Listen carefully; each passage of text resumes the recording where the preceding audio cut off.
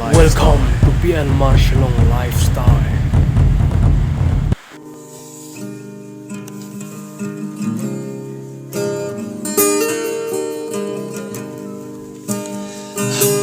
Sakti jongnga trai to yalam yai bangin yai ban shakrita ngame trai ngarun kamer iame la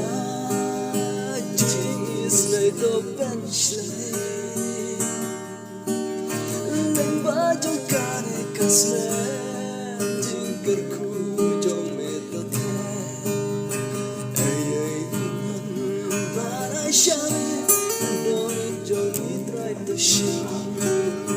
trai donkam iame